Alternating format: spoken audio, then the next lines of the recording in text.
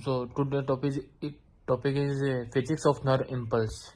A nerve impulse or action potential is a rapid electrical signal that travels along the axon of a neuron. This a, intricate process involve a delicate balance of ions concentration across the neuron's cell's membrane. First, axon and the nerve impulse. Nerve extension is propagated via nerve fibers called axons.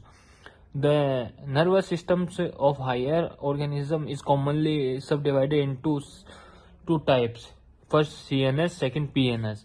The latter is made up of axons, which transmitted signals and ganglia of the vegetative nervous system. Axons are communication for afferent or sensory neurons, which carry signals from the receptors, the sense organs, to the central nervous system.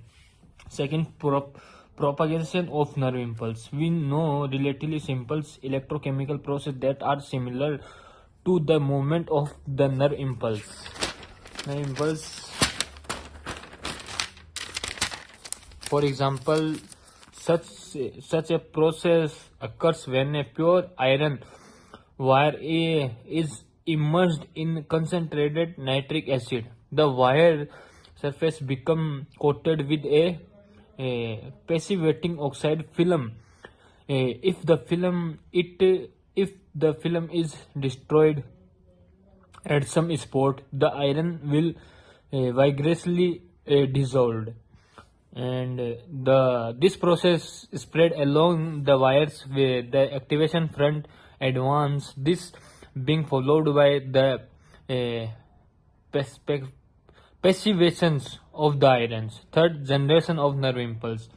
The current the current voltage characteristics of the axon membrane is specific. It is not only non-linear but contain a protein portion which a negative slope. This is a consequence of the dependence of sodium and potassium conductance on the membrane potentials.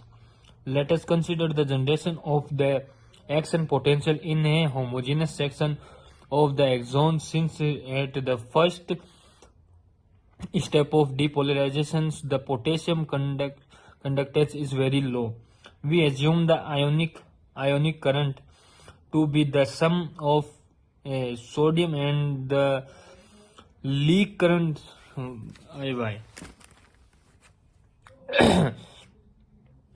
Fourth is ionic channels, where Z is the valency of the hypothetical ions. Alpha is the number which express the fraction of voltage psi that action on the ions.